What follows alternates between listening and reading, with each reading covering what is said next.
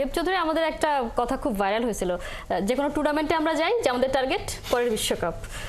এখন তো আমরা চ্যাম্পিয়ন্স ট্রফিতে অ্যাটলিস্ট পাকিস্তানের উপরে থেকে আমরা দেশে ফিরছি, এটা একটা বড় প্রাপ্তি।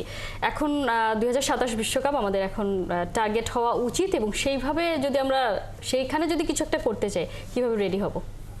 2027 বিশ্বকাপে আপনি কোন 25 জন ক্রিকেটারকে দেখতে চান কন্ডিশন বিবেচনা, যেহেতু সাউথ আফ্রিকা জিম্বাবুয়ে ওইখানে হবে, তো ওই কন্ডিশন বিবেচনা করে আপনি কোন 25 জন ক্রিকেটারকে দেখতে চান, এটা নির্বাচক মণ্ডলীর আগামী 1 মাসের মধ্যে সেট করা উচিত। আমি এই 25 জন ক্রিকেটারকেই ওই বিশ্বকাপ পর্যন্ত ঘুরিয়ে ফিরে রোটেশন ওয়াইজ বাইলেটারাল যে সিরিজগুলো হবে বা অন্যান্য যে ইভেন্টগুলো হবে সেখানে খেলাবো, এবং বিশ্বকাপের আগে সেখান থেকেই আমি টপ 15 পিক করব। এর মাঝখানে ইনফ্রাস্ট্রাকচার, লোকাল ক্রিকেট কী হইলো, এগুলো নিয়ে মাথা ব্যথার কোনো দরকার নাই। If you go for this 25 players, bunch বড় করতে চাইলে 30 প্লেয়ার্স, এর বাইরে আপনি কিচ্ছু চিন্তা করবেন না। এদের নিয়ে আপনি 27 বিশ্বকাপটা খেলেন। পেসার কজন, স্পিনার কজন, টপ অর্ডার কজন, ফিনিশার কজন, ওপেনার কজন, make it A plan like this way. এছাড়া আপনি ভালো করবেন এই সম্ভাবনা কম, এবং এই কথাটা শুনতে আসলে আমাদের কারো ভালো লাগবে না, কারণ আমরা সবাই চাই বাংলাদেশ ভালো করুক। এটা শুধু ক্রিকেট না, সব সেক্টরে।